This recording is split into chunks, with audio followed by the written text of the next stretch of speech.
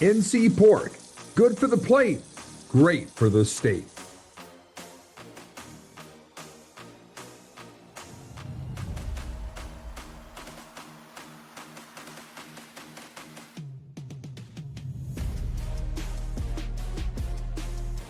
Welcome into the premiere of Timeout for the 2025-26 basketball season. The Tobacco Road Basketball Show is on the air here on the North Carolina Sports Network. I'm Mike Waddell, former Division I AD, three-time Pro Team Sports President, and the co-founder of the North Carolina Sports Network. And each week I am joined here on Timeout by a dynamic duo of prime basketball intelligence, only the best for you, right here on NCSN.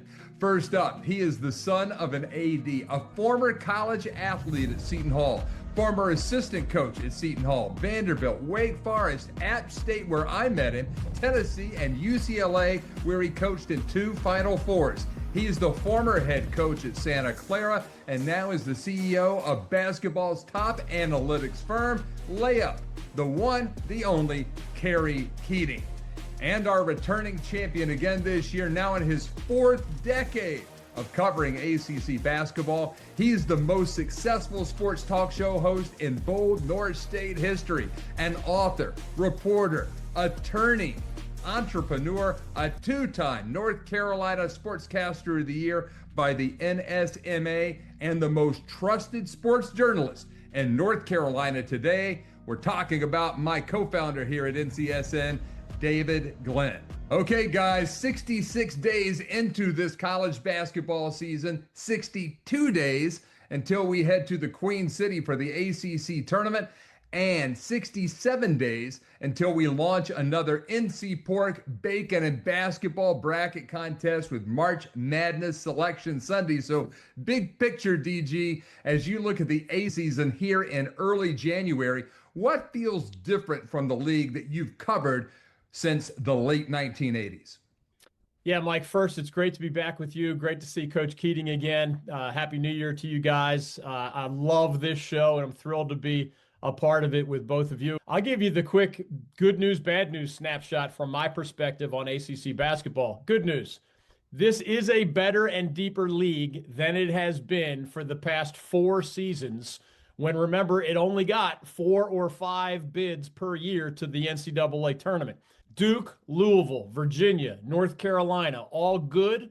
Maybe they'll become great, but there's also plenty of quality depth behind those 4 in the form of, in whatever order, SMU, NC State, Clemson's good, Miami is intriguing, Virginia Tech has talent, maybe even others will join them.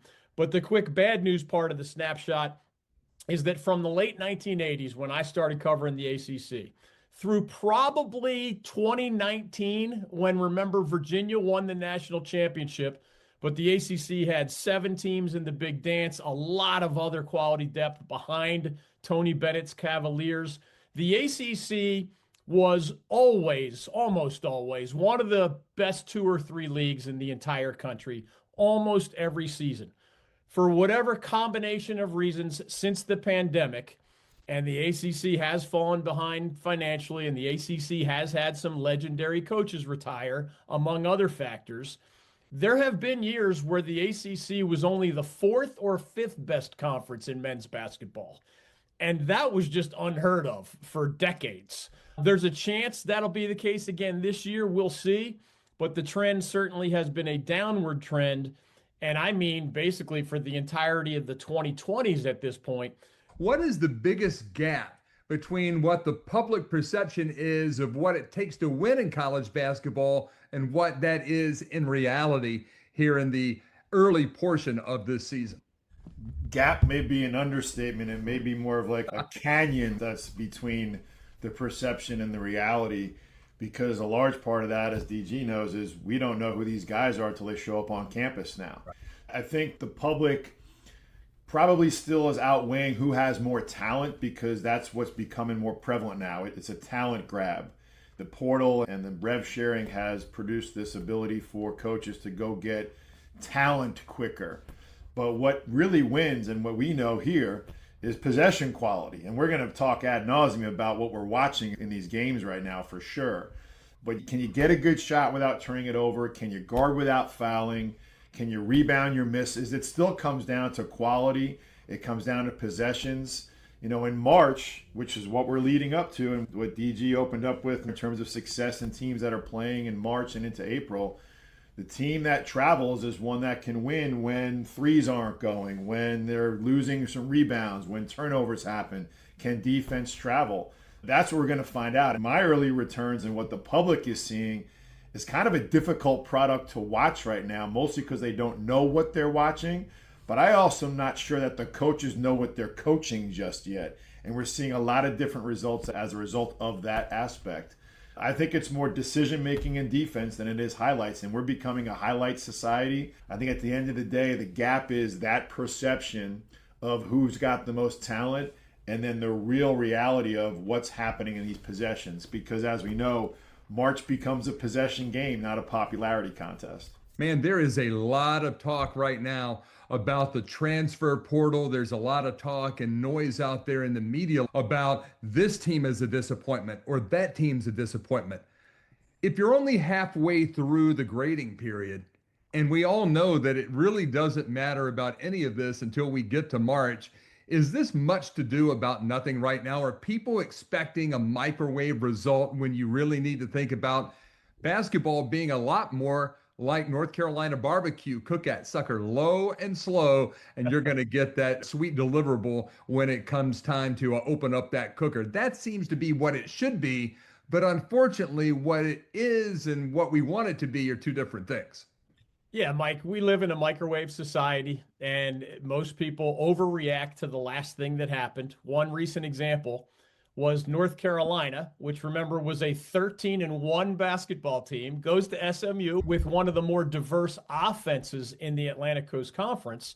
Tar Heels give up almost 100 points. Tar Heels lose the game. They fall to 13-2. And there's a huge chunk of Tar Heel Nation panicking about the defense and how the season is taking a step in the wrong direction. In the bigger picture, the Tar Heels actually had been one of the best defensive teams in the ACC through 14 games. Now, did they lay an egg? Did they give up a lot of points to the Mustangs? Yes, they did.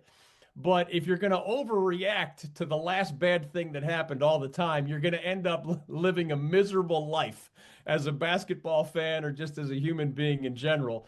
Yes, Duke is not as dominant as it usually is, but the Blue Devils are also 14-1 and have time to grow with a bunch of young players. Louisville's a contender, but star freshman point guard Michael Brown Jr. has been out with a back injury. He didn't even play in the Cardinals' most recent loss to the Duke Blue Devils head-to-head.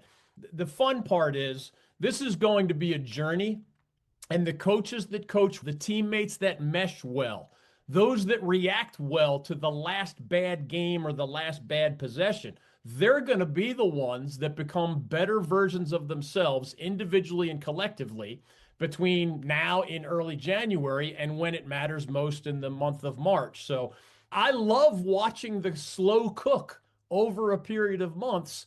And I probably did overreact to the last thing that happened when I was 18 years old or 20 years old. Part of the wisdom that comes with cool gray beards like Coach Keating is showing us today, part of the wisdom is that it's easier to see the bigger picture and you're less likely to just panic about the last bad thing that happened.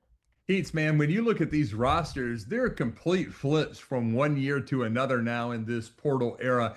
As a head coach, how long does it take you to get to know your team and to be able to count on them to do what they're supposed to do and them to understand your way of communication? I mean, it would seem like that would take maybe 2, 3, 4 months. It's going to take longer now than it used to because everybody's new to one another. Base? Yeah, and we're going to dig some more into this as it pertains to Carolina and the traditional way of what has happened in the past, what we're accustomed to at Carolina with an on-the-floor leader, the point guards of the past, and how that's going to kind of, affect their team this year possibly. But to your point, Mike, I think this is the translatable skill that certain coaches are showing right now. They are more adept at handling than others. David just talked about the SMU game. Andy Enfield has pro background. And I'm not just here to say it's plug and play that you worked in the NBA or worked in the G League and you understand how to manage transient talent. It's not necessarily that, but it's more of a way of how you're managing it and thinking about it as it relates to what happens on the floor. I'm sure DG's new favorite player is going to become Boopy Miller before too long. Knowing what I know about DG in last year, obscure players that somehow manage their way into the mainstream, he clearly put himself on that plateau in the Carolina game. But this is a guy that's been at two places already. I think was already at Wake at one point, right? So it's not like we didn't know about him. And Andy, as the example is here, Mike, has just found a way to mold him into what he wants to do on the floor. It's not just about going and accumulating all of this talent. It's trying to find kids that can take your thought process and translate it quickly, mentally, just as much as they can physically. I mean, we're going to get a little bit out of the weeds here. I'll just bring up one example that I'm sure is going to come back when we're talking in February and March is Nebraska and what they're doing right now. When you watch a team like that, you can see that there's some cohesiveness there. These are the things we've been accustomed to over the years with growth of freshmen, sophomores, red shirts, maybe the sprinkle of a transfer or a bounce back here and there. Now you're getting all these new pieces, sometimes 10, 11-fold when they come in. And as a coach, you got to really put a priority on finding leadership within that talent so that you can have some result on the floor that doesn't catch you by the end of the year when you're scrambling for numbers to tell a different story. There's a lot to unpack in that I'm sure we're going to cover for all of the four teams here in the bold North State, but also in the league, and then as we go around nationwide, because it's the number one thing that I think could affect the selections committee. Are they going to be blinded, or not even blinded, but protected from what the reality is by what the perception is, because the perception is overwhelming to the reality right now with all the new faces in college basketball. Andy Enfield is just cold, and he's calculating, and he's part of that new breed of ACC coach, along with Pat Kelsey at Louisville, along with Miami's new coach, Jai Lucas, along with a lot of other guys around the league. I'm a big Kyle Smith fan out at Stanford. We talked to him, DG, when we were in Charlotte. It's just, it's a new league. And there's this new energy in the league. It just seems like it's going to be a great 26 basketball season, but I don't think you can look back on the past as a real harbinger for what is to come. I don't think there's an elite team in the ACC right now, but I think Duke and Louisville and maybe Virginia and maybe North Carolina and maybe somebody else has a chance to become closer to elite and maybe a Final Four contender, a national championship contender. There's another half dozen teams or more outside that top four I mentioned in the ACC that right now would be viewed as middle of the pack, but they at least have enough talent that if you're meshing with your coaches, if you're meshing with your teammates, if when something goes wrong, you're not pointing fingers, you're not worrying about your professional basketball future, you're staying focused, as the coaches like to say, be where your feet are. The teams that stick to the plan, stay unselfish, believe in each other and their coaches, they're going to be the ones that rise to the top half of the ACC. And if you're in the top half of this league this year, you have a chance to be an NCAA tournament team. I don't think the league will get 9 bids, but I think there are going to be 9 or even 10 candidates on Selection Sunday if the dominoes fall a certain way. To me, it's exciting when maybe the talent disparity is a little less severe than it has been in other years, in part because of immediate transfer eligibility, in part because of name, image, likeness money, in part because some of those legendary coaches retired. So there's just not as much of a sledgehammer factor out there where you tune into an ACC game and you just know Team A is 95% likely to beat Team B. I think there's only one bad team in this league this year, and it's Boston College. They simply do not have the horses to compete in this league this year. The other 17 teams, some a lot better than others, but if you're playing team number 16 or team number 17 on their home court this year, that underdog has a chance to spring the upset. That makes it less predictable, and for most of us, that makes it more fun. Basketball nights in the bold North State? They're built on passion, tradition, and the best barbecue and bacon in America. Our pig farmers deliver the smoky, savory flavors fans love while contributing more than $10 billion to the North Carolina economy. So every time you crush a pulled pork sandwich at halftime or grab a crispy strip of bacon before tip-off, remember the farmers who make it possible. North Carolina pork, good for the plate, great for the state. Learn more at ncpork.org. Need insurance? Go to a team that's got your back. The Lawson Insurance Group, run by the Lawson brothers, right here in Raleigh. They deliver real service, smart protection, and the kind of trust that's hard to find these days. Find them online by searching Lawson Insurance Group. That's Lawson, Lawson Insurance Group, and tell them DG sent you. Let's switch gears now and talk about the big four teams, Duke, Carolina, NC State, and Wake Forest, and go in depth. We'll start with you, Coach Keating. Let's look at the Duke Blue Devils. A quick SWOT analysis on Duke. What is their strength that absolutely travels all the way to March and maybe to April? And what is the weakness that could get exposed on John Shire's ball club? Yeah, and you heard DG talk about elite teams trying to become elite right now and put themselves in that position for that one seed. This is either going to be the hottest of takes or this is going to be an awful take come March. But as I see it now, there's going to be tournament teams that are not going to have a chance in the first couple of rounds. They're going to get exposed by a team potentially like Duke, who right now, numbers-wise and production-wise, they're showing that they are potentially elite on both ends. They can guard and they can score efficiently. That's the safest combo in March, especially early in the first 2 weekends, right? Potential exposure, and this is kind of a victim of your own success, is that they may go into March with 4, 3, 4, 5 losses maybe, and their margin for error becomes so small because their potential exposure, and the thing that flips a one game is turnovers, right? And late clock execution, free throws, right? These little things that young teams may struggle with when the lights get a little bit brighter. You know, we've seen some turnover and free throw volatility show up in some big spots with them already, even though it hasn't cost them. You know, they've got a high-end resume. They're 5th in the net as of today. They're 5-1 against the all-powerful Q1. You know, they have one loss. I think the Texas Tech game was their one loss, but one sloppy half vis-a-vis Texas Tech for these guys can cost them this season. When you're playing for those stakes and you're playing for Elite Eight Final Four national championship, your margin for error really shrinks, and I think they're still vulnerable to a sloppy half with the young talent that they have. You know, they can win ugly, and don't get me wrong, they can still win an ugly game.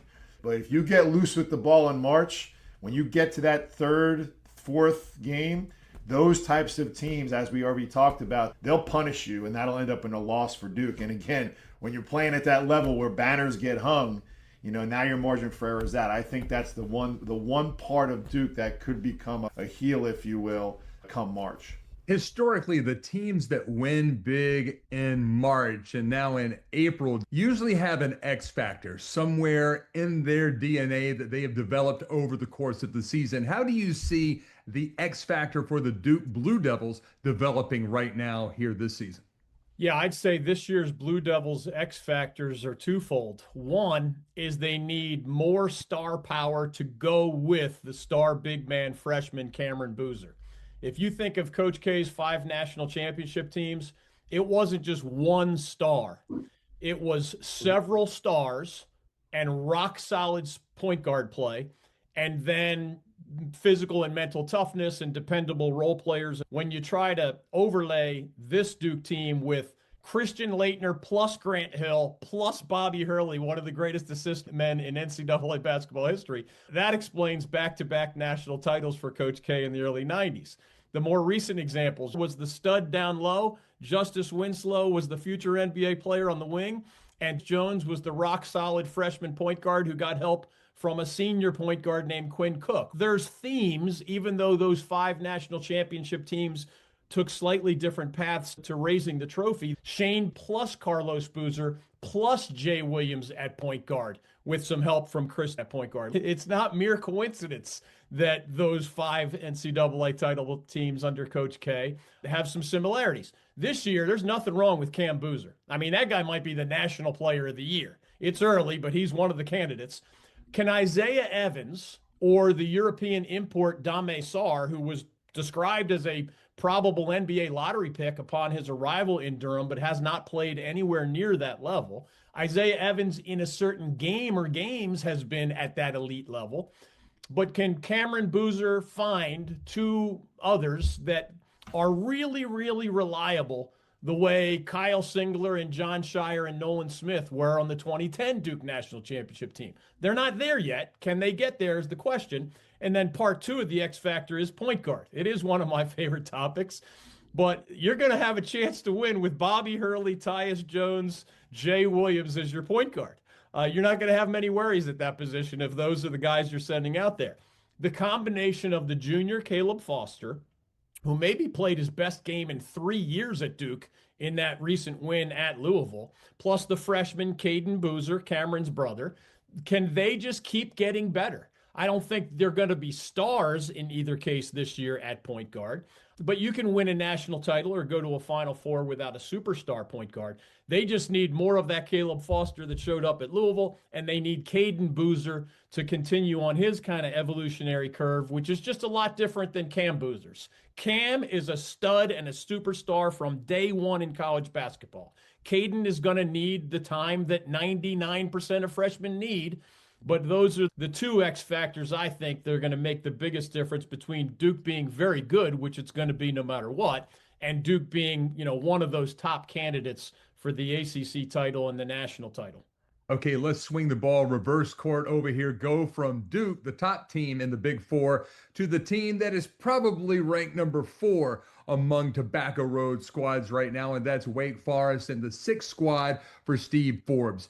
David, carefully but honestly, around this league, is Steve Forbes already viewed as a dead man walking here in early January, or is that narrative premature? I'd say it's slightly premature, but I would have to admit that it is trending in that direction. I asked the preseason question for me about Wake Forest was, if you can't make the NCAA tournament with Hunter Salas as your star player, with a bunch of veteran quality role players around him, how are you going to make the NCAA tournament with this crew, which doesn't have as much star power and is a little bit of a motley crew in terms of just a collection of transfers and a guy like Juke Harris, who's a good returning player?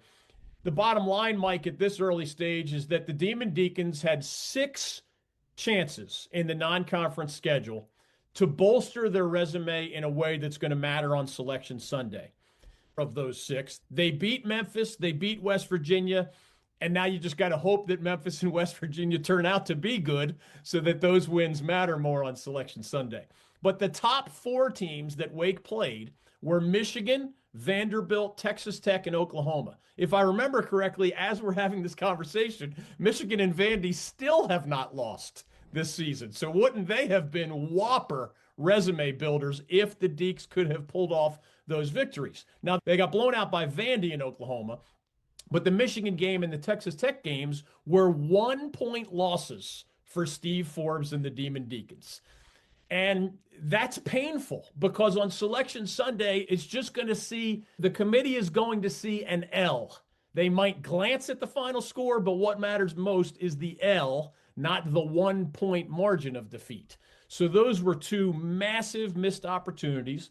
And where you're 0 for 4 against the non-conference slate in terms of surefire NCAA tournament teams, that's just going to weigh on your resume unless you can be special in conference play. And I just don't think the Demon Deacons' talent level this year suggests that they're going to be anything more than a middle-of-the-pack ACC team. And that means Steve Forbes is very likely to be 0 for 6 during his time in Winston-Salem when it comes to the big dance, which we all know is the litmus test. Whether it's right or wrong, that is the litmus test for whether you keep your job at a conference like the ACC. So it's going to automatically put you on the hot seat, if not get you fired, when you're 0 for 6 in a major conference, even if you've taken your team to the NIT or other postseason tournaments along the way. And Wake Forest really hasn't been a consistent winning basketball program since Guilford graduate Dave Odom was the head coach. Got to get in the plug there for the alma mater. But Kerry, you were on staff with Dave Odom. And when you look strictly at the data, that's your job now as the CEO of Layup, the top college basketball analytics group out there. Efficiency margins, rotation stability, defensive consistency. What does Wake Forest NCAA tournament resume look like right now? Is it have any hope? Well, DG started to lay it out. This is almost like we're talking on March 5th right now. This is a classic bubble team again. right? They're net 61, probably on the heels of the strength of those games that they lost, not the games that they won. There might creep in a little bit of comparative past analysis. Well, Carolina got in based on their schedule last year. I can see all the triad folks over there, DG, causing a stir like, well, why can't we? You know, all the supporters of Coach and the Deacons, they haven't proven it away from home. As DG pointed out, 0-4. And we know the committee's not going to grade almost. And, you know, they need to take advantage of what DG laid out, how strong this conference is. They're going to have to pick up Q1 and Q2s in the conference, and they're going to have to do it away from home. We saw even last year, and I think even they've been pretty staunch at home. Lawrence Joel, not that it's a hard place to play, but they've played well there and beaten teams there historically in Steve's time, and obviously almost had a chance to pull off a couple of ones that would have looked great in Michigan and Texas Tech. You never really know when you schedule Vanderbilt now how good they're going to be. It looks like it's a good game. Heck, when we were at Wake back in 93, 94, we played Vanderbilt in a home and home. Two good academic schools, cross ACC, SEC. The challenges weren't in place then. So, yeah, it looks good. But now Vanderbilt all of a sudden is like not just a Q1 game, but like a strong Q1 game. Vanderbilt's looking like a 2, maybe even a 1 seed before it's all said and done. So they need to have 2 or 3 or 4 early January, February momentum building Q2 or 3 wins, home and away. And look, they can't be close. They can't be close because that doesn't cash the check in this day and age, easy one to use to get to the dance. Now, the bigger question is, and David started to refer to this is a decision that John's going to have to make. Does he trust that Steve can coach the team? I actually think Steve's a really good coach. I don't think this is an indictment on his ability to coach. I think this is a perfect microcosm of a national issue that's going to keep creeping up and keep coming to the forefront, where good coaches are going to struggle to manage a team that they couldn't develop. It doesn't mean that they can't coach them, vis-a-vis Andy Enfield and what he's doing at SMU, having left a great situation at USC and going to Dallas from Los Angeles. Kind of doesn't make any sense when you look at it on the peripheral. I think Steve, and I know that he has a new GM in place, one that's very well respected, but I don't think it's as easy as that. I think he's the perfect candidate for what is going to become a lot more prevalent. Successful head coaches that can win games, but to get over the top, need someone of a parallel ilk, whether it's a former head coach or even a current head coach, whether it's in their stable or not, that they inherently trust with their lives as if the decisions were going to be made in cohesion, to help him see through all that and really dive into what he can do to maximize his roster while going out and getting somebody else to spell Juke Harris when Juke Harris can't lead you in rebounding and points. That's a risky proposition, and DG knows as far back as last year. I saw through that, and I was a fan of Juke Harris last year. Thankfully, we record these things. I'm on record as saying that's a guy that can actually help you win games. Well, here we are a year later. I never said he should be your leading scorer and rebounder. So the difference is they may have missed somewhere to get someone on that level to support him. We may be having a completely different conversation right now when you're not relying on Juke Harris to lead you in scoring and rebounding. Not to say that he's not that caliber of player, but if you want to be 4-2 in those quad 1 games right now instead of 0-4, and hoping that maybe something happens and maybe something breaks your way, you got to take advantage of the environment right now. And you have to go out and have not just the players that you feel can help you get that done on the floor, but someone on your staff that may be able to kind of take an outsider view while on the inside to help you manage it right. And I think that's going to be a very risky and dicey proposition for the future of Wake Forest basketball to see what John decides to do with Steve. He's a capable coach. Is he now a capable CEO? Because you're not just a coach anymore in these day and age. You have to do a million other things. And I don't think you need a million people to do them with you. You just need someone in there to get you laser focused and help you get maybe 1 or 2 more guys to help your main guy to go from 0-6 in quad 1 to 5-1. And now we're having a completely different conversation. They've turned the corner. Can he go into the future like this? Maybe he gets an extension. It's like Steve's going to be the national barometer for how all of these things get done, because he's not the only one. This is going to come up in all the other Power 5 conferences as well. Now, Kerry, you just mentioned the name John. You were referring to Wake Forest Director of Athletics, John Curry. As a former AD, I look at Wake Forest right now, and DG, I know you and I have talked about this a lot. you have $20.5 million that you can at least start with in this revenue sharing to fund your NIL and to go out and get portal talent, reward the talent already on your rosters. Wake Forest is spending about $14 million a year on their football program, a football program that went 9-4 this year. And that's great, but it was only 4-4 in the ACC, and they played in the Duke's Mayo Bowl. So Jay Dickert and his boys got a nice Mayo bath, but I don't know if that's really worth $14 million. Wake Forest spending their money, David Glenn, in the right place. Should they be helping Steve Forbes out more? Because it would seem like for a program that hasn't made the NCAA tournament since 2017, that basketball is still the straw that, stirs the drink in Demon Deacon country. And right now it's pretty much a still cesspool of basketball in that analogy. I mean, you've got to be able to fund it the right way. And I'm sure that Steve Forbes, Kerry, like all of you coaches, is wanting more money out there. Is Wake Forest putting their money in the best place to give back that ROI that everybody wants? It's funny, Mike. This is one of those questions where I almost feel as if I should be the one asking the question, and you, as the longtime athletic director and assistant AD, should be the one answering the question. I'll put it this way. Whether I'm viewing Coach Kerry Keating's body of work as a head coach, or I've gotten to know a guy like Brad Brownell at Clemson really well over the years, I try to look at it on a deeper level than how often did they make the NCAA tournament? How often did they finish high in their conference standings? I try to ask myself the question, what did they have on hand in terms of talent, and did they maximize that talent?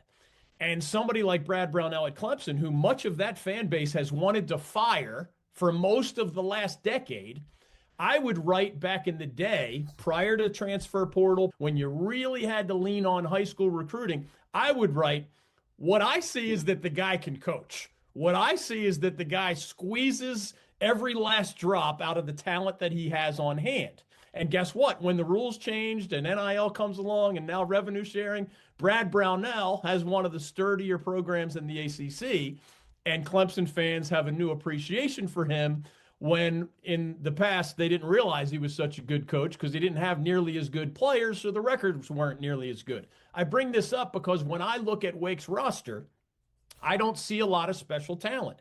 To Steve Forbes' credit, he recruited Juke Harris out of the high school ranks, and Coach Keating is not exaggerating about how he saw the Juke Harris factor before most, so let's give him full credit for that. Juke Harris is a legit high-caliber ACC player who, if he's a sophomore right now, if he keeps getting better, he's going to be an all-ACC caliber player. But around him, Miles Colvin was just a role player at Purdue. Nate Calmise is a nice transfer at guard, but not a great player. Makai Mason, nice player, not a great player. Trayvon Spillers, good power forward, but, an App State transfer that you're asking to step up in weight class. Omaha Ballew's a former prep All-American, but he's had injury issues and he's really never lived up to that hype at multiple stops. So the question becomes, could Wake Forest shape that pie a little bit differently and divide it such that football gets a little less money as a program that, as you said, rarely wins more than it loses in the conference standings. So if you have more of a chance to win in basketball, why not rebrand your athletic department as a basketball first concept, not just in the general sense, but in terms of where you put your money? I'm sure it's a debate at Wake Forest. I think your point is well taken, and that Wake has a better chance to be great in men's basketball than it has to be truly elite in football. And it's up to John Curry and the university president at Wake Forest to decide, whether they're going to shift money in a way that would thrill basketball. But if you do it that way, you're going to have everybody describing you as somebody who doesn't care enough about football. And football, of course, has become central to the success of just about every athletic department in the power conferences. And I guess being the attorney that you are, and me being the son of an attorney, I was using my fantasy camp attorney questioning things, and I may have been leading right there. Yeah. You could definitely see my passion coming through because I obviously have an opinion on that. Kerry, we'll go to you. You're the son of an AD, and you've been a head coach. So if you're Steve Forbes, are you sitting back saying, what the hell are we doing spending $14 million on football at Wake Forest? Because if I had $14 million, we'd be in the Elite Eight. It's an easy way out. It's an easy answer and a crutch. And I think a lot of coaches are falling into that now because that's kind of what the market is dictating, that you spend money and no one knows exactly how much that money is. There really is no cap. And then you have people trying to manipulate the non-cap expenditures of contracts and buyouts and contracts. Now we're in this purgatory of formalizing collective bargaining and contracts and professionalization of something that, for all intents and purposes, what we grew up on is now dead, right? It's just not amateur anymore. It's not developing with a freshman who becomes a fifth-year senior and seeing the growth. Now, there are part and parcel areas of that can happen. And as David mentioned, Juke Harris came out of high school and is still there.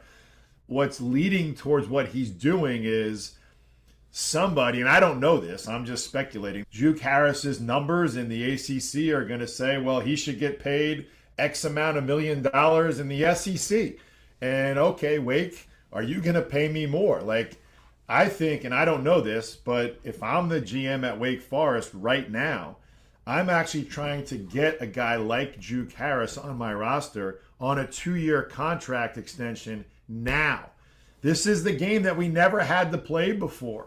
So it's easy to say, well, if we had more money, we could do more and get more people to support Juke roster. But you still have enough, and you have a relationship and a trust that he came out of high school, he is there, and now he's put himself through your development program on this pedestal. You don't want, if you're Wake Forest, you don't want to become App State of the ACC, where your best guys go on to greener pastures, as DG mentioned, Dustin losing Spillers last year after they played Wake Forest, because heck, if you're Spillers and you're getting $65,000 at App State as opposed to $600,000 at Wake, of course you're going to do that. It makes any sense not to, unless there's a bigger picture involved. And I bring it back to Wake Forest.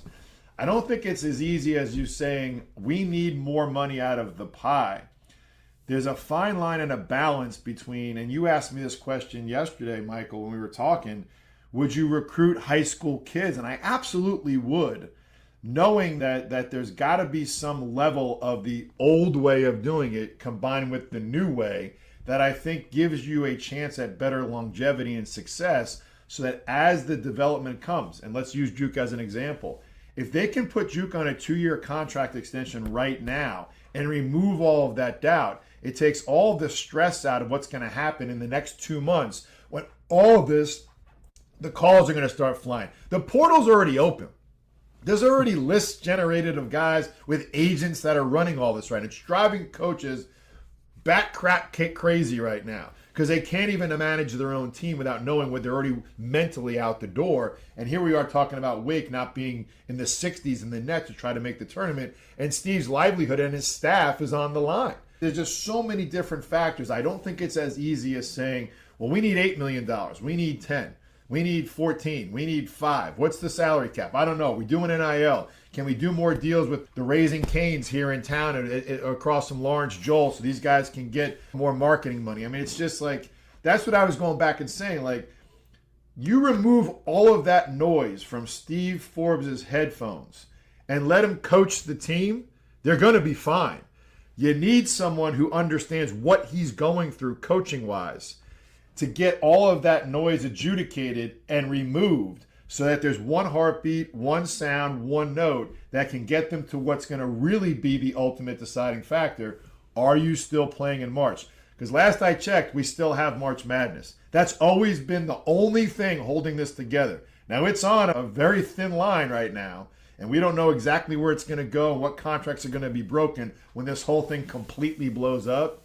But I think we're going to talk about this all year. And I think we can probably dedicate a full show come March to them being the example of what could have been in terms of how all these middling Power 5 teams can put themselves consistently at the top of their conference and thereby the tournament or whatever it is in the postseason, or very dangerously close to BC territory where 3,000 people are showing up against the game at NC State on a Tuesday night. So it's fascinating what's happening. I don't envy these coaches and having to deal with it. But the ones that are dealing with it right now really well clearly have something in the background that's working for them. And I think this is exactly squarely where Wake Forest and Steve and John sit. Let's talk about NC State, where there is a lot of optimism right now with first-year head coach Will Wade. The Wolfpack and their AD, Boo Corrigan, has invested in basketball in a big way. And they went out and got a big-time talent in Darion Williams. He is the preseason ACC Player of the Year. And David Glenn, you've seen preseason Player of the Year labels fit players and also crush them. I think about Garrison Brooks a few years ago. Is this reaction from the Triangle media mostly to Darion Williams about basketball, or is it about expectations? Oh, it is way more about expectations and even like human psychology than it is about basketball. And I'll give you a couple of quick reasons why.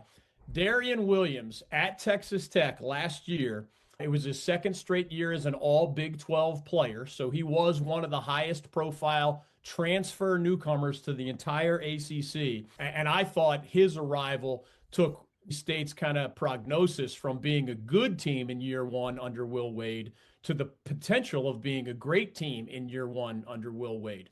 But just for perspective, and this is why it's not entirely about basketball, Darion Williams averaged 15 points a game last year at Texas Tech. He's averaging 14 at NC State. I mean, I know that's not player of the year type number, but it's almost as good as he had last year. He shot 34% from three-point range for the Red Raiders a year ago. He's shooting 42% from three-point land for the Wolfpack. That's a lot better. His field goal percentage is up. His turnovers are down. So he has been a very good player for the Wolfpack, and the only disappointment is that expectation factor. If you are voted the preseason player of the year in one of the top conferences in America, there is going to be a burden to carry with that. And I just think beyond basketball, Mike, just from a human being perspective, think about Darion Williams' world. He, remember, applied to the NBA draft. You get feedback from general managers. They watch you work out. They tell you what your likely draft status would be. Psychologically, that young man's summer went from being, I might be an NBA player. Remember, Will Wade was one of the coaches who said, Darion, we're going to let you have that process play out. And if you choose not to go to the NBA, we're going to be willing to take you. Darion Williams said one of the reasons he committed to Will Wade and the Wolfpack was that some other programs said, we're not really willing to wait that long because we need to fill this spot. And if you're not sure you're going to play college basketball, we're going to take somebody else. So he ends up at NC State. But very early, you got to learn a new system, right? Will Wade's way is different than the Texas Tech way. Very early, he realized that there were a couple of other blossoming stars on his new team. Paul McNeil is a dramatically improved version himself as a sophomore guard. Quadir Copeland, who was a bit role player as a freshman at Syracuse 4 years ago, is now a blossoming star for the Wolfpack. So psychologically, instead of thinking, I might be head and shoulders above every other player on this roster, I have at least two sidekicks who are pretty darn good and bordering on stardom in their own way. Now, to me, that's a good sign for NC State basketball. If you want to win championships, I mean, it doesn't have to be LeBron James, Dwayne Wade, Chris Bosh, big three, but it helps to have Leitner, Hill, Hurley, and some of these others we've described. So you could view it as good, or you could view his statistics or his failure to dominate, let's say, as a negative. He's also been hit psychologically by the realization that as good as he is, and has proven a track record he has over 4 years. He started at Nevada, then 2 years at Texas Tech, now the Wolfpack. There are two guys just down the road in his own neighborhood, so to speak, where Cameron Boozer is an even bigger star for Duke as a freshman, and Caleb Wilson is an even bigger star for Carolina as a freshman. Darion Williams wouldn't even be in the midseason player of the year vote. He wouldn't even be on the ballot. So all of these psychological layers, adjusting to teammates, a new system, a new head coach, your place in the Wolfpack's rotation is a little different than maybe he expected. And maybe at one point he had 1 foot in the NBA mentally. That's a lot for a young person to process. I think he's going to be fine. Again, the Wolfpack's record is mediocre, but man, I'll put it this way. Back in August, if you asked me the Wolfpack's big three, their three best players, was it going to be this good? I would have said no. I would have thought it was Darion Williams and then a drop-off to some other guys. They have three dudes that on any given night can be the star of the show. And I think over time, given Will Wade's track record, that's going to be more of a positive than some of this indigestion that the Wolfpack has suffered along the way. Kerry, it's kind of like making sourdough bread. You got to let that thing rise. You got to let that yeast activate. Is Will Wade the genius here that's just going to spring something on us later in February, March, and maybe April and make a run like the Wolfpack did a few years ago? Or is that just putting too much damn pressure on a guy that's trying to take over a program that hasn't seen a ray of sunshine outside of that lone wolf Final Four run a few years ago in a very long time? You sound like you are sharing the sentiment of the sourdough starter and discard that is now taking over my household in our late 50s. Let me get rid of those horrors first of the new kid that is living in our fridge and these other places around the kitchen. DG framed it well, and I could feel Will's frustration in the answer that he gave, if you want to call it an answer, as a coach. And now as a pseudo media member, still Coach Mime, but more media. DG, you may know exactly how much money he's getting paid is where this expectation may need it to be. And maybe the media got caught in that early by making him the preseason player of the year. When you watch film and you watch him, he impacts winning when he's not scoring because, as we say in coaching, he's a connector. Like, I'm going through this now with high school teams. They lack a connector to talented on both ends or two different sides. Like, he's a connector. He rebounds his position, which is huge. Again, we talked about that early on, and here it comes back to a guy that we're going to talk about all year. He moves it. He can stabilize possessions. It had substance when you break it down. He's plus 13 against Ole Miss. Doesn't make a shot. Like, people got to really dig into this than just the surface, right? Doesn't make a shot. 0 turnovers versus Wake. Now, what did we talk about early on about Duke's potential wart? Turning it over, not making free throws. Like, this guy's affecting them in ways that don't show up to the average person. I'm not going to say media member because I think they're a little bit more nuanced than we are as media members, a little bit more knowledgeable than the average fan. But even the average fan can take what's in abundance right now in numbers and get overwhelmed by it. But you got to dig into it. And again, you reference what we're doing at Layup. This would be a guy that we would actually evaluate and tell. It's easy to say now it's already happened. This is a great fit for what you're doing because he's a connector. And those were very, very hard to define, especially in this day and age where it's one and done. It's not growth into that connector and learning as a freshman backup point guard how turnovers affect you, miss free throws. And all of a sudden you're a fifth-year point guard and you can reference that 4 years ago. So when you're building a team for March, which obviously Will said he was in the Red Reckoning right out of the gate, this is a team going to build for March, and the numbers and the money and all the stuff that Boo's doing to help him. You want a guy, and this is why I know he values him and he got pissed about this. The guy raises the standard on the floor, even on a bad shooting night. And as DG referenced, it ain't like he's shooting 25% from three. Comparative analysis to where he came from to where he is pretty spot on, or even maybe even a little bit better. Now he's got these other guys playing better. And I'll tell you this, there's a reason why they're playing better. Think about it. These guys didn't even know each other before they got onto this campus, right? Now here you are with 3 other guys doing more than was expected. This guy that had outrageous expectations before the season, not doing what's expected, but yet the reason why the other 3 guys are playing well is because of him.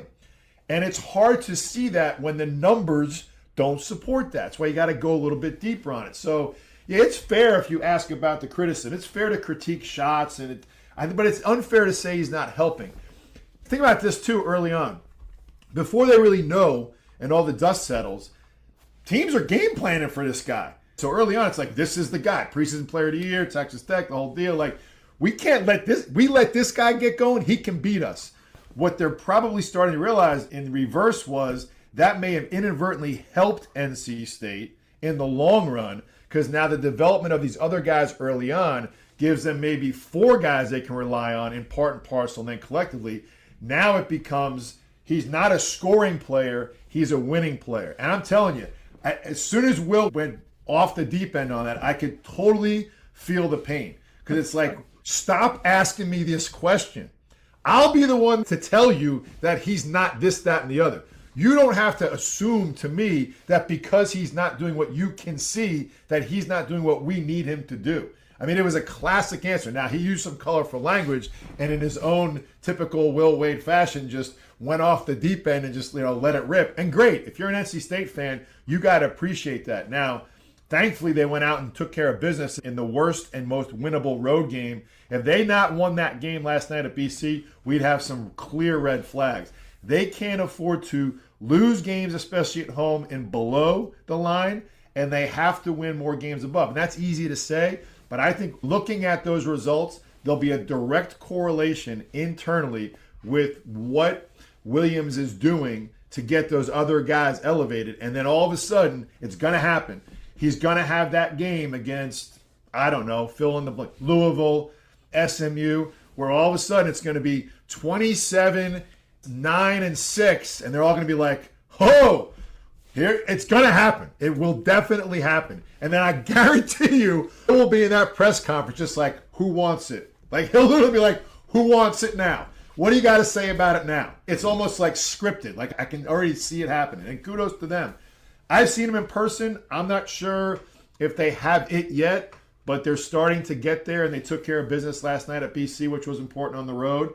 It remains to be seen if they can win those games above the line, but they definitely have the tools, and they have a guy that I think they'll be able to rely on come late February and March.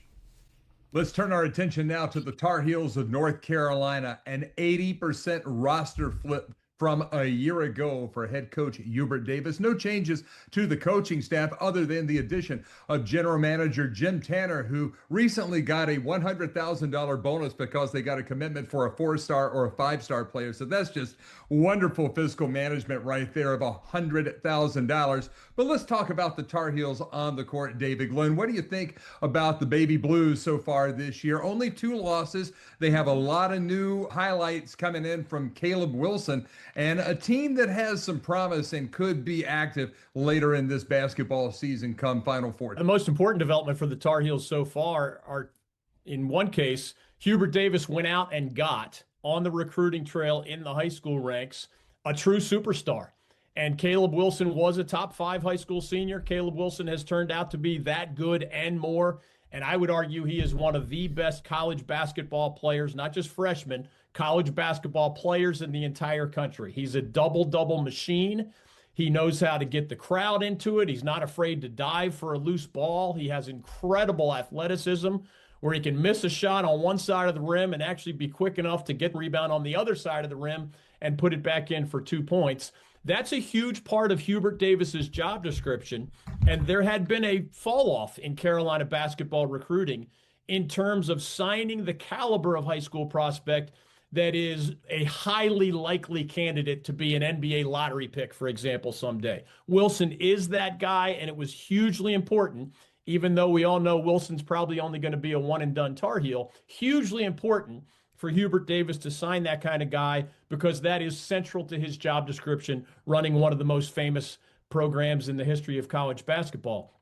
The other really healthy sign is that they took a guy, Henry Vassar, who, remember, it's easy to forget this. Henry Vassar started a total of 5 games in 3 years with the Arizona Wildcats.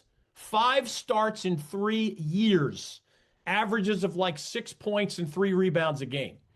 It is a credit to the general manager, the coaching staff, to be able to identify, sign, plug in, and allow a young man to thrive. This guy is now an all-ACC center for the Tar Heels after starting 5 games in 3 years for another prominent program at Arizona. That doesn't happen all that often. And that's a sign of a lot of positive things: talent evaluation, meshing with your system, accommodating your teammates, and being central to the Tar Heels' 13-2 start. One thing that I'll pick Coach Keating's brain along the way this season, it is unusual for Carolina to have its 2 best players both be big men. I mean, you're talking about a 6-foot forward, Caleb Wilson, a 7-foot center from Estonia in the case of Henry Vassar. That's unusual personnel-wise because the Tar Heels have had so many great guards over the years. So I wonder what kind of a challenge, what kind of an opportunity that presents for a coaching staff. But the Tar Heels, I think, have shown more good signs than bad overall. Seth Trimble is back from his injury. I do think the Heels have a concern in that this year's guards are not great at creating offense. Whether it's Kyan Evans at point guard or even Seth Trimble himself, They have Jonathan Powell, who can shoot off the bench. Luka Bogovac is their international signee. He's been good, but not great. And he's not truly a creator off the bounce for himself or others, the way the Tar Heels usually have someone who fits that description. So Carolina has some challenges, but the positives have far outweighed the negatives in this 13-2 start. And I expect the Heels to be in that top tier of the ACC standings when all is said and done. Keats, DG just mentioned it. Carolina's gotten a lot bigger from last year. That was obviously a priority for Jim Tanner and Hubert Davis to go out and get bigger. They've done that with Vassar. They've done that with Jaron Stevenson. They also have coming off the bench both James Brown and Zayden High. But who is going to step up if Vassar or Stevenson foul trouble? Who's going to step up and be that third big man for the Tar Heels? It's really interesting to see Vassar shine. When we worked with Tommy Lloyd and the USA basketball team this summer, that the kid left. So it's interesting, as DG pointed out, and a credit to the staff for integrating him this quickly. For the number one team in the country to say we don't need that type of guy, and this is a guy who might be an all-ACC type player. Again, just a sign of the times how fit may really may be transient. It may not work as well at one place, especially at a high level. The presence you talked about, who they need. I mean, it's going to be interesting because everyone's going to point to Wilson because of his dynamic talent. They're also going to look at Trimble because of his longevity and his ability to understand what coach wants. That can emerge, but it usually emerges because the staff kind of creates the lane for it. So I referenced this earlier on. Carolina has historically had a point guard. And whereas Georgia Tech or whoever may be known, or Arizona may be known as point guard, you can put those point guards in the run of Carolina up against anybody. You go as far back as you want to go. The Phil Ford, if you want to even go before that. DG's best suited than anyone to kind of put the lineage up there. They really don't have that guy right now. But you can't wait for a mystery leader. And the thing about it with Carolina, and this is a little nuanced because this is the carryover from Coach Smith. Now, we don't need to tell this crew here, Coach Smith, he'll take all the timeouts with him. He wants you timeouts. Figure it out. We do this in practice. Figure it out. Like, he was the classic guy for that. And the reason why he could do that, by and large, is because he had that head of the snake that he trusted. Maybe it was a developed guy over 3-4 years. So you can define what that guy is. The huddle voice, the late game poise, the accountability practice that carries over because you practice 3 times as much as you play, and the ability to kind of calm the chaos. Because think about this. You got a kid who's proven himself that wasn't the number one team, and a new kid that's proven himself that was top 2 in high school. They got dynamic forces that are now kind of driving the train right now. But can they do those things? And typically it's easy to say it's the point guard. As a staff, the onus is on them, now that they've seen what they have to deal with going to the ACC. Name the job. What is it that we need to make sure that we don't get exposed like SMU exposed us, by spacing the floor, by having a guard go crazy, by shooting 71% from the floor, because their defense has been pretty good. You can't force that personality, but you can force the standards, and then the leadership of those standards becomes the byproduct. So whereas in the past, you recruited it, you developed it, you had a plan, you had off-season, you had redshirting, you had backup minutes that became stars minutes. Now it's obviously plug and play, but here's your development time, preseason. They got through it successfully record-wise. Will it get to the next level in the ACC where 17 teams can challenge for potential postseason? They have to make sure that the leadership shows up by defining the role, not hoping it happens, that Jaron Stevenson can develop into being a better player in the second half of the year, that Seth Trimble can calm us down. They got to define that. And it's hard to do, but I think that falls directly on this staff to define what that standard is and let it kind of be accepted by who wants to step up and accept it. Because as we start breaking down Carolina, there are a lot of things you can take apart of them pretty quickly that can expose them, as opposed to them running you out of the building. The biggest thing that I see right now for Carolina is they don't have a dog.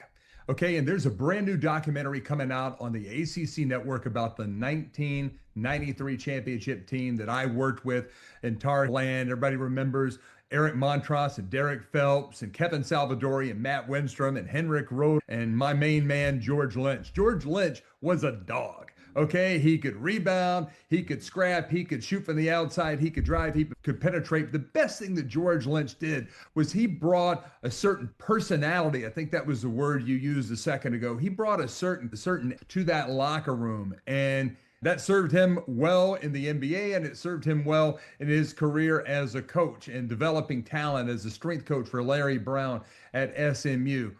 Who's going to be that dog for Carolina? Because you can see Trimble wants to do that, but he's kind of like a Chihuahua. And Carolina needs a Rottweiler or a Doberman or a German Shepherd. They need somebody that's going to be that guy, like Manic was when they went to the Final Four in New Orleans a few years ago. And they had other guys too, but Manic was that X factor, that dominant alpha personality. Who do you guys see that has the potential of developing into that for Coach Hubert Davis and the Tar Heels?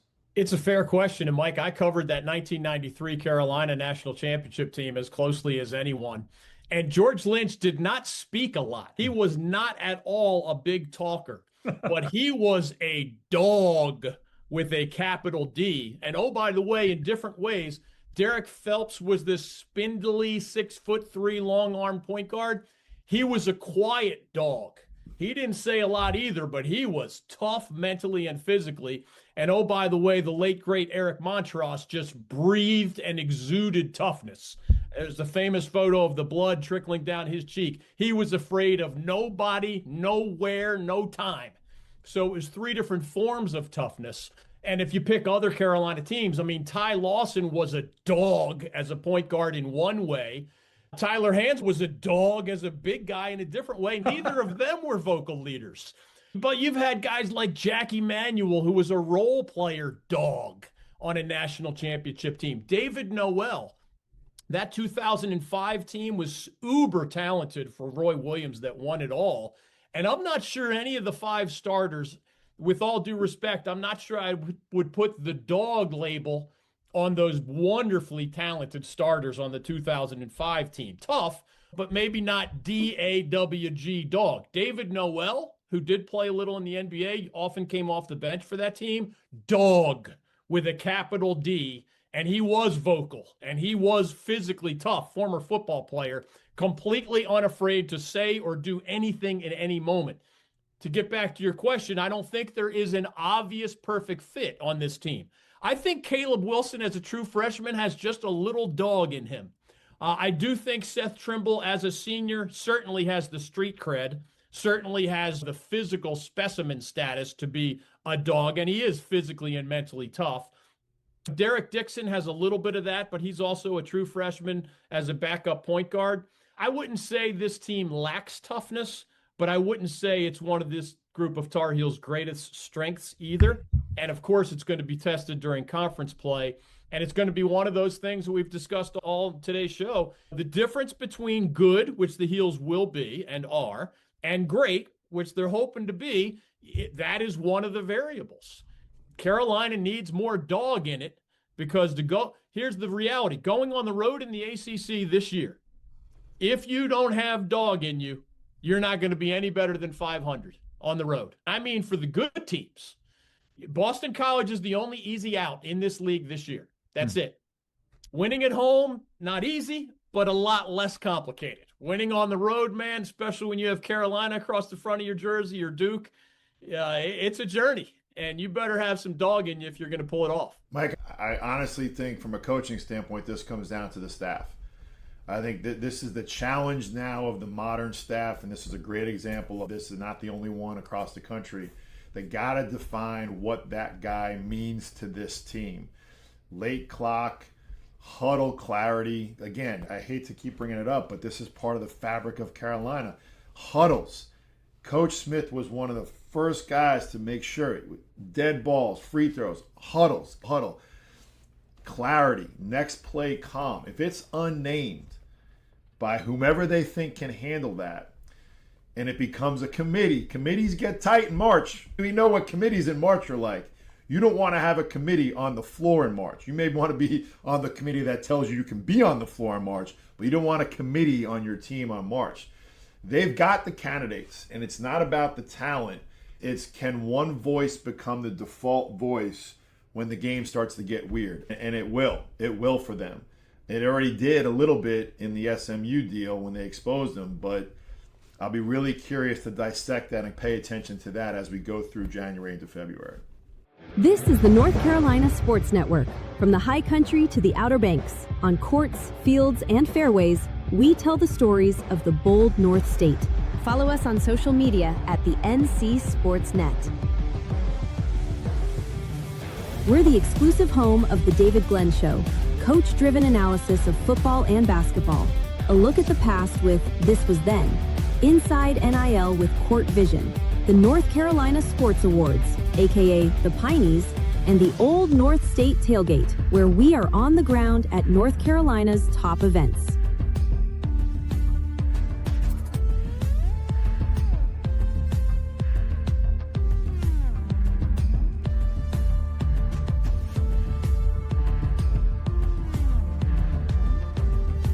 Our foundational partner is NC Pork, raising the bacon, raising the bar. Telling the stories of the bold North State. Experience matters. This is NCSN, the North Carolina Sports Network.